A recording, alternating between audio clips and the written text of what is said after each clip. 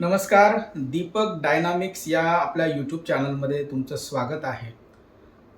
सर्वप्रथम सर्वांचेच आभार, कारण यूट्यूब चॅनलला जे व्ह्यूअर्स मिळत आहेत आणि तो जो प्रतिसाद मिळतो, ज्या कमेंट्स येत आहेत त्याबद्दल खूप खूप आभारी आहे.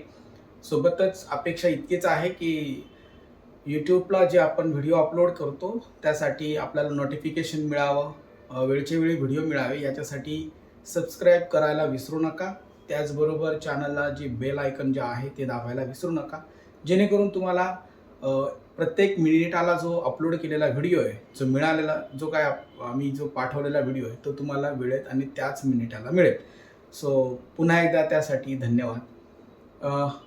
आज आहे 6 तारीख. विषयाकडे वळू. अर्थातच इलेक्शन हाच विषय असणार.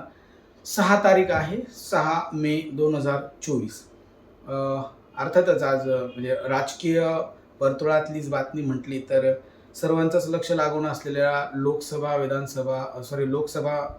मतदारसंघाचे जे काही उमेदवार होते, ज्यांनी अर्ज दाखल केलेले होते, त्या सर्व लोकांची अर्जाची छाननी गेल्या मागच्या 2 दिवसांमध्ये झाली आणि आज 6 तारखेला दुपारी 3 वाजेपर्यंत माघारीची मुदत होती, माघारीची वेळ होती.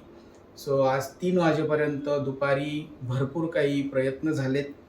भरपूर अशा काही गोष्टी घडल्या की जेणेकरून राजकारणामध्ये आता नवीन राहिलं नाही. पळवापळवी ह्या सर्व गोष्टी नवीन राहिलेल्या नाही आहे. किंबहुना सर्वच लोकांना याची सवय झालेलीच आहे. राजकारणामध्ये काहीही शक्य असतं असं म्हणतात, ते खरं आहे, ते यालाच म्हणतात.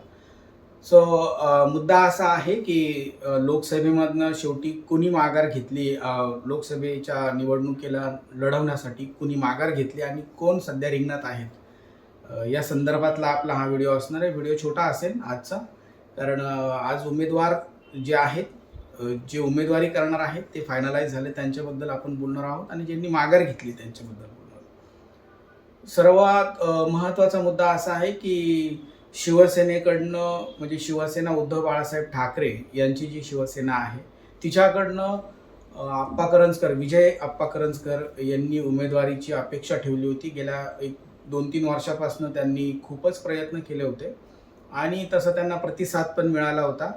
म्हणजे मातोश्रीवरून उद्धव ठाकरेंकडनं जे कोणी लोक, जे अधिकारी होते, त्या सर्व लोकांकडनं त्यांना पॉझिटिव्ह सकारात्मक प्रतिसाद होता त्यांच्या उमेदवारीबद्दल. आणि त्यांना असं माहिती होतं की काही झालं तरी शेवटच्या क्षणी उद्धव ठाकरे निर्णय आपला बदलतील आणि जे काही राजाभाऊ वाजे, सिन्नरचे जे राजाभाऊ वाजे आहेत, त्यांना जी काही तिकीट देण्यात आलेलं आहे ते तिकीट शेवटच्या क्षणाला का होईना त्यांचं कापून मला देण्यात येईल, याची पूर्ण शाश्वती, याची पूर्ण खात्री ही आप्पा करंजकर यांना होतीच. अर्थातच आप्पा करंजकर यांनी सांगितलं की मी माझा उमेदवारी अर्ज दाखल करणार आणि त्यांनी ठरल्याप्रमाणे त्यांचा उमेदवारी अर्ज गेल्या 3 दिवसापूर्वी दाखल केला. आणि जो उमेदवारी अर्ज दाखल केला तो अपक्ष गटाकडनं होता. मात्र या सर्व गोंधळामध्ये भाजपने जो उमेदवार दिलेला आहे, शिंदे गटाकडनं जे काही उमेदवार आहे हेमंत गोडसे, यांना याचा खूप त्रास होणार होता. साहजिकच आहे.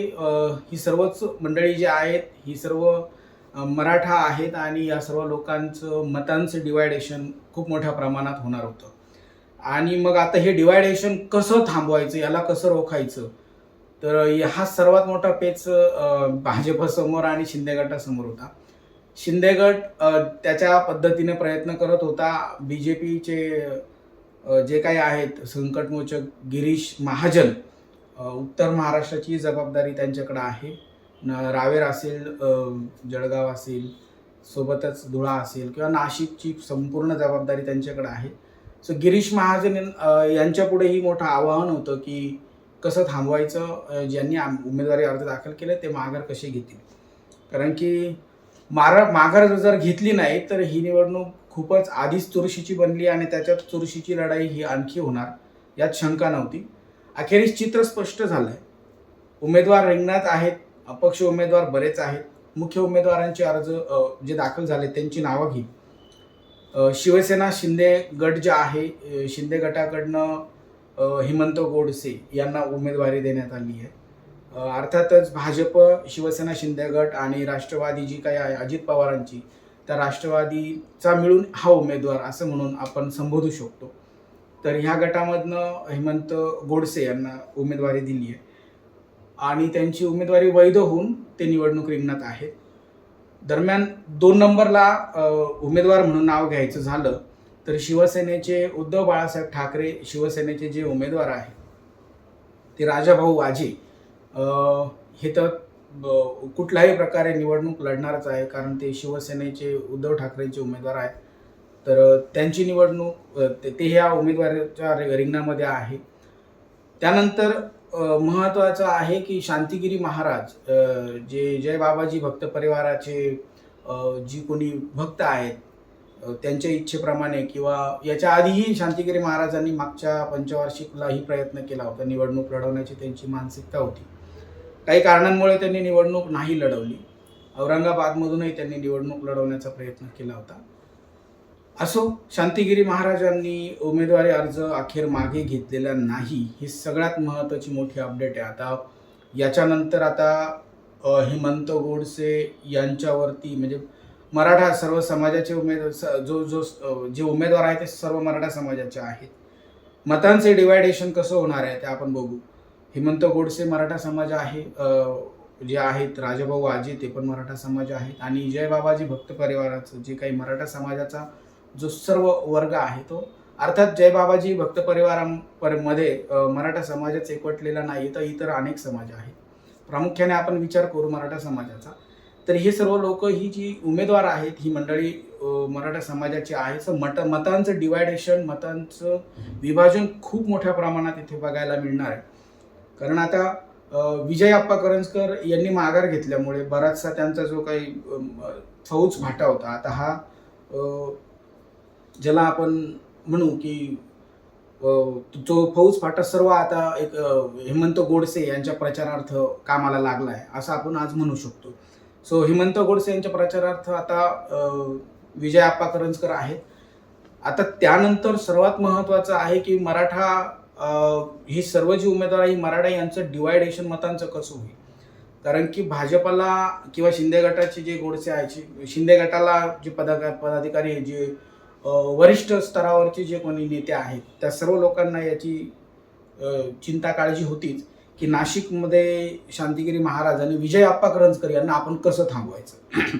त्यापैकी विजय आप्पा करंजकर यांना पहाटे 4-5च्या आसपास त्यांनी ठरल्याप्रमाणे तोडाफोडा राज्य करा अशी जी नीती आहे भाजपची, त्याप्रमाणे शिंदे गट असेल किंवा भाजप असेल यांनी शेवटी विजय आप्पा करंजकर यांना आपल्या गळाला लावलंच, आणि शेवटी विजय आप्पा करंजकर यांनी शिवसेना शिंदे गटामध्ये सकाळी प्रवेश करून घेतला. त्यामुळे शिवसेना शिंदे गटात त्यांचा प्रवेश झाल्यामुळे त्यांनी निवडणुकीच्या रिंगणातून माघार घेतली, आणि जो काही फौज फाटा आहे, जे काही त्यांचा प्रचाराची जी कोणी कार्यकर्ते आहेत ते सर्व आता एक हेमंत गोडसे यांचं प्रचाराचं काम करणार आहे. दुसऱ्या बाजूला निवडणूक लढवण्यासाठी इच्छुक असलेले दिनकर पाटील, त्यांची प्रतिक्रिया इथे गरजेची आहे ऐकून घेणं. कारण की दिनकर पाटील यांनी बरेच दिवस झाले, 2-1 वर्षांपासून 3 वर्षापासून त्यांनी छोट्या गावांचा पिंजून प्रवास करून त्यांनी या गावातून जनसंपर्क वाढवला होता. कारण लोकसभेची उमेदवारीची अपेक्षा त्यांनाही होती, अर्थात त्यांना भाजपकडून लोकसभेच्या उमेदवारीची अपेक्षा होती. त्यामुळं दिनकर पाटील जे आहेत ते पण बऱ्यापैकी नाराज आहेत. दिनकर पाटलांना काही इलेक्ट्रॉनिक मीडियाच्या प्रतिनिधींनी भेटल्या असता त्यांनी प्रश्न विचारले की हेमंत गोडसे यांच्याबद्दल तुमचं काय मत आहे. तर हेमंत गोडसे उमेदवार म्हणून मला बिलकुल पटलेले नाहीत असं त्यांनी स्पष्ट सांगितलं आहे.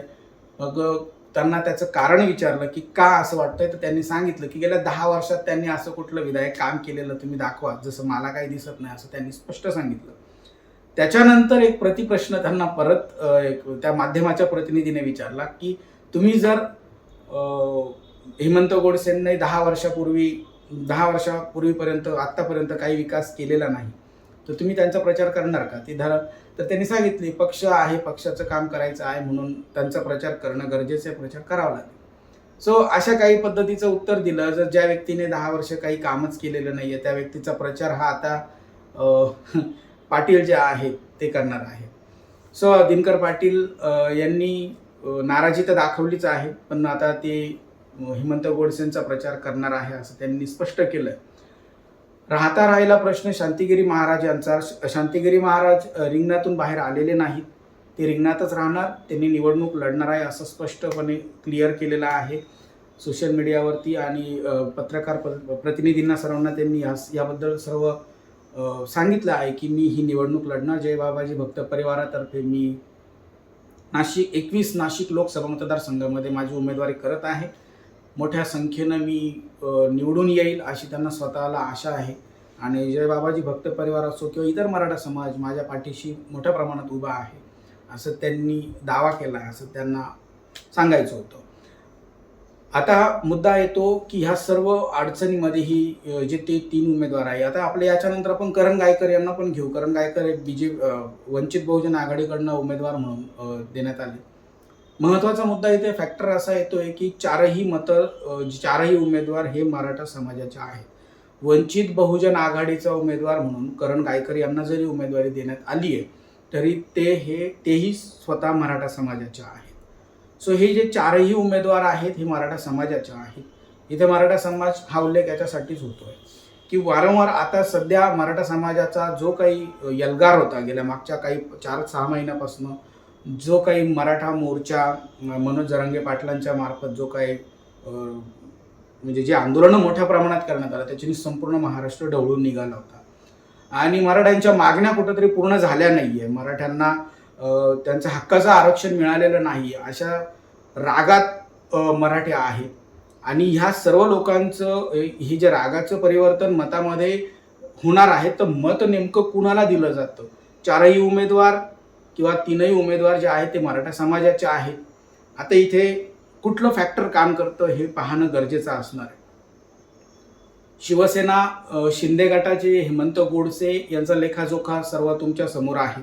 मागच्या काही व्हिडिओमध्ये मी तुम्हाला बोललो पण आहे आणि तुम्हाला परिस्थिती सर्व श्रुत आहेत.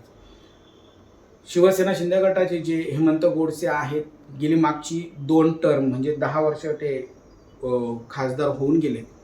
आता त्यांनी 3ऱ्या टर्मसाठी आपले नशीब आजमावायला सुरुवात केली. आता ह्यावेळेला त्यांच्या नशिबात काय लिहिलं आहे आपल्याला माहीत नाही.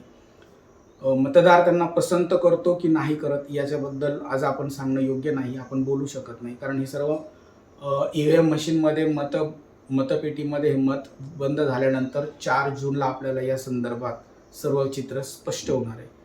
सो राहिले पुढचे तुमचे शिवसेने उद्धव बाळासाहेब ठाकरे गटाचे जे आहेत राजाभाऊ वाजे यांचा जो प्रचार जो आहे, प्रचाराचा झंझावात आहे, जो प्रचार चालूच आहे, ह्या सगळ्या नाराजी नाट्य किंवा इतर सर्व मनधरणी करणे, फोडाफोडीचं राजकारण करणे याचा शिवसेनेच्या उद्धव बाळासाहेब ठाकरेच्या सेनेचा तो कुठला संबंध नाही. कारण की त्यांनी त्यांचा उमेदवार गेल्या अनेक दिवसांपूर्वीच जाहीर केला. इव्हन त्या उमेदवाराचा प्रचारही त्यांच्या कार्यकर्त्यांकडनं सुरू झाला आहे. सो राजाभाऊ वाजेंच्या बाबतीमध्ये आत्ताच गेल्या 4-5 दिवसांपूर्वी काही लोकांनी सांगितलं की राजाभाऊ वाजे हे लोकसभेवर निवडून जाण्यासाठी उभे राहिले आणि असा व्यक्ती जो आहे की जो शेतकरी कुटुंबातून आलेला आहे आणि त्या माणसाला इंग्रजी भाषेचं ज्ञान नाही आहे आणि हा माणूस लोकसभेवर संसदेमध्ये जाऊन तिथे इंग्लिशमध्ये कामकाज चालतं, इंग्रजीमध्ये कामकाज चालतं. तर ह्या राजकारण म्हटलं की हे उणीधुनी काढणं किंवा याचं विरोध करणं, प्रत्येक गोष्टीवरती विरोधात्मक टीकात्मक बोलणं हे काही नवीन नाही. पण मुख्यत्वे मी इथे एक गोष्ट नक्कीच जाणीव करून देईल की राजाभाऊ वाजेंचं शिक्षण किंवा राजाभाऊ वाजेंना इंग्लिश जर बोलताच येत नसेल तर ते लोकसभेचं कामकाज करतील तरी कसे, असा प्रश्न हा विरोधकांकडून उठवण्यात आला. तर राजाभाऊ वाजेंनी याला सडेतोड उत्तर दिलं की मी जरी शेतकरी कुटुंबामधला असलो तरी माझं जे राजकारणातलं जे मागचं प्रस्थ बघितलं किंवा राजकारणामध्ये मी केलेली कामं बघितली त्या जोरावर आणि प्लस एका माध्यमाच्या प्रतिनिधीला त्यांना सांगितलं मुलाखतीमध्ये की तुम्हाला इंग्लिश बोलता येत नाही, इंग्रजी तुमची नाही आहे, तर तुम्ही याच्याबद्दल काय सांगाल. त्यांनी त्या थेट माध्यमाच्या प्रतिनिधीला सांगितलं, विनंती केली, तुम्ही हा जो प्रश्न विचारला मी याला तुम्हाला एक प्रश्न करतो की तुम्ही मला आता इंग्लिशमध्ये काही प्रश्न विचारू शकता, मी त्याची तुम्हाला उत्तरं देतो. राजाभाऊ वाजेंना त्या प्रतिनिधीने इंग्रजी भाषेमध्ये काही प्रश्न विचारले नाशिक लोकसभा मतदारसंघाबद्दल. त्यांनी त्याची फडाफडा इंग्लिशमध्ये उत्तरं दिली आहे. तो व्हिडिओही तुम्हाला सोशल मीडियावर मिळेल, त्या चॅनललाही तो व्हिडिओ मिळेल. त्या इंग्रजी भाषेमध्ये त्यांनी त्याची उत्तरे दिली. सो टीका ही खालच्या थराला जाऊन किती करावी आणि कुठल्या शिक्षणाबद्दल बोलावं, म्हणजे निवडणूक आहे तर प्रत्येकाची रणनीती असते की निवडणूक लढायची आहे तर आपण कुठल्याही थराला जाऊ शकतो. सो निवडून यायचं असेल तर प्रत्येकाला कंबर कसावी लागते आणि प्रयत्न करावे लागतात. हर एक प्रकारे आपल्याला निवडून आणायचा आहे आपला उमेदवार, याच्यासाठी इतर लोकही प्रयत्न करत असतात. स्वतः उमेदवार वाटेल ते करण्यासाठी तयार असतो. घोडेबाजारही तुम्हाला घोडेबाजाराविषयी सांगायची गरज नाही आहे. सो वेळेवरती ह्या सर्व गोष्टी कराव्या लागतात. पण सुजाण नागरिकांनी सुजाण प्रश्न विचारलेले कधीही चांगले असतात. ज्यांना या सर्व गोष्टींची परिस्थितीची कल्पना नसते त्या लोकांनी असले प्रश्न करणं आणि त्याच्यावरती आलेलं वाजेंचं उत्तर हे वाजेंचं उत्तर तर खऱ्या अर्थाने सांगितलं तर खूप एक कानामागे फटका देणारं उत्तर होतं. म्हणजे आपण म्हणतो ना कानामागे लावू का, तसे त्यांनी त्या उत्तराच्या मार्फत ज्याने हे प्रश्न उभा केला होता इंग्लिशात, त्या राजाभाऊ वाजेंनी त्याच्या कानाखाली मारली असं आपण म्हणायला हरकत नाही. सो एकंदरीतच 21 नाशिक लोकसभा मतदारसंघाची ही परिस्थिती आहे. चित्र सर्वच म्हणता येईल, कारण बरंच खलबत्त झाली आहे. या सर्व अडचणीमध्ये भरडणार आहेत तो मतदार राजा. जे मतदान करणार आहेत ते भरडले जाणार आहेत, कारण की मतदान नेमकं करावं कुणाला संभ्रमावस्थेत आहे. उद्धव बाळासाहेब ठाकरेंच्या सेनेला शिवसेना शिंदे गटाची जी सेना आहे, शिवसेना शिंदे गटाची जे उमेदवार आहेत त्यांना, त्याच्यानंतर शांतिगिरी महाराज जे आहेत धार्मिक आस्था म्हणून त्यांचा एक वर्ग आहे. सो आध्यात्मिक धार्मिक गोष्टींच्या नावावरती मतदान करायचं, हिंदू म्हणून मतदान करायचं. आणि आणखी एक महत्त्वाचा चौथा फॅक्टर जो मी काही वेळापूर्वीच बोललो, समाजाचं डिवायडेशन मतांचं जे होणार आहे मराठा समाजाचं. सो याचा फटका आता नेमका कुणाला बसतोय पाहणारा येणारा दिवसच आपल्याला दाखवू शकतो. पण सद्यस्थितीमध्ये रिंगणामध्ये हे जे काही उमेदवार आहेत, ह्या उमेदवारांमध्ये चुरशीची लढत आहे आणि ही लढत मात्र एक खूप निर्णायक असणार आहे.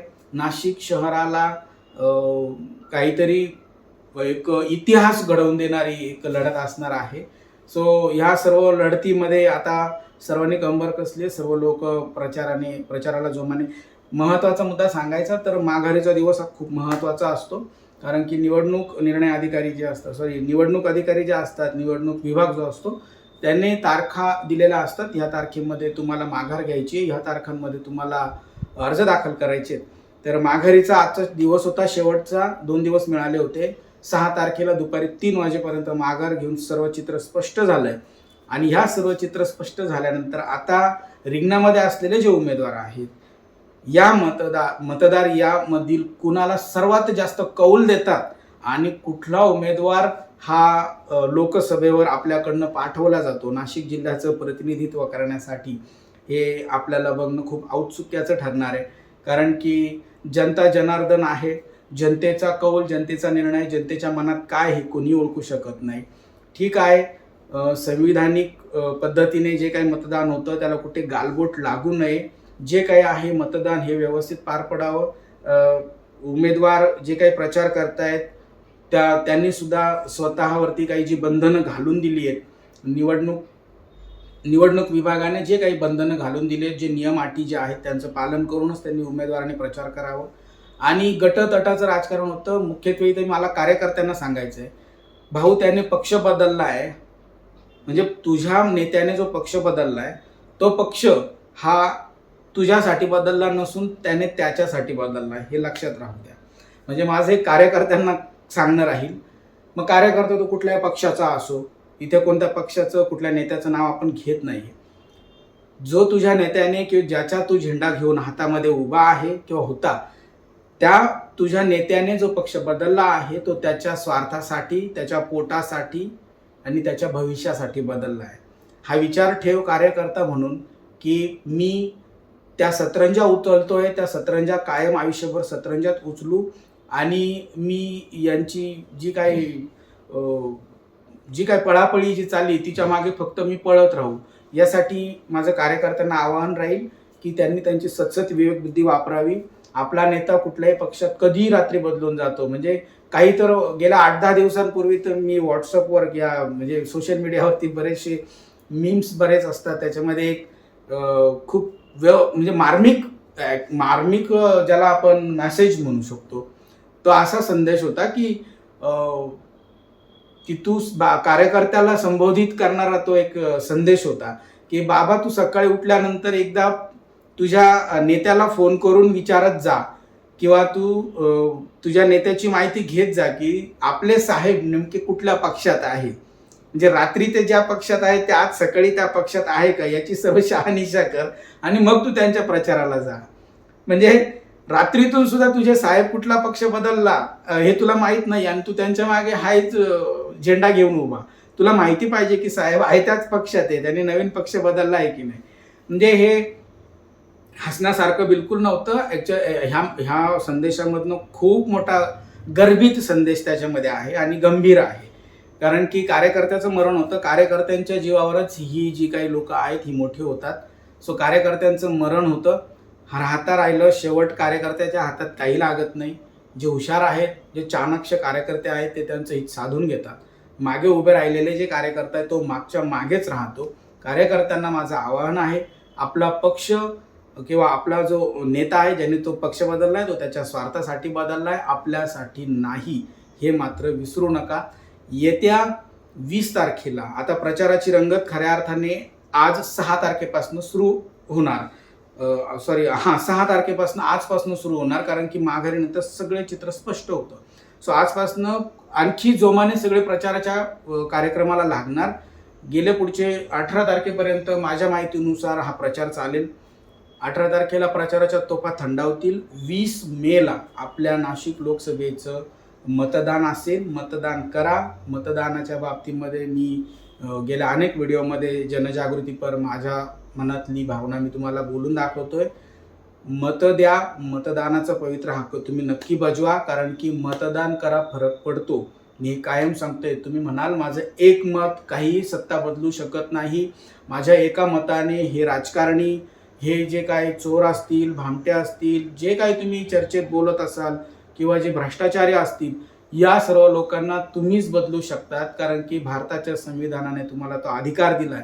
त्या पवित्र मताचा तुम्ही वापर करून, त्या एकाच मताचा अधिकाराचा वापर करून तुम्ही नक्की 20 तारखेला लागून आलेल्या 3 सुट्ट्या आहेत, त्या 3 सुट्ट्यांचा आनंद घेण्यासाठी बाहेरगावी जाऊ नका. मी तुम्हाला इथं आवाहन करतो की तुम्ही बाहेरगावी कुठे जाण्याचा विचार करू नका, सहलीसाठी जाऊ नका. तुम्ही एन्जॉयमेंट्स म्हणून आपल्याला सुट्ट्या मिळाल्या 3 लागोपाठ, म्हणून आपण एन्जॉय घेण्यासाठी त्या दिवसाचा उपयोग करू नका. मतदान करा, खूप फरक पडतो. तुमचं एक मत खूप निर्णायक आहे. ह्यावेळची जी निवडणुकीची किंवा जी जिंकण्याची आणि पराभवाची जी परिस्थिती असणार आहे ती खूप काही कमी मतांनी असणार आहे, हे पण लक्षात घ्या. कारण काही ठिकाणी तर 100 मतांनी सुद्धा उमेदवाराचा पराभव किंवा विजय होऊ शकतो, 1000 मतांनी सुद्धा होऊ शकतो. सो त्या 1000 मतांमधलं 100 मतांमधलं तुमचं मत त्या उमेदवाराला वैचारिक, तुमचं डोकं, तुमचा मेंदू हा शाबूत ठेवून तुम्हाला तुमचं मताचं दान करायचं आहे, ज्याला आपण मतदान म्हणतो. ते मतदान करा, फरक पडतो. पुन्हा एकदा पुढच्या वेळेला नवीन व्हिडिओ येईल, नवीन सब्जेक्टवर, नवीन विषयावरती व्हिडिओ बनवला जाईल. तुम्हाला तो मिळण्यासाठी तुम्ही चॅनलला सबस्क्राईब करा आणि बेल आयकॉनला दाबायला विसरू नका. आणि जय हिंद, जय भारत.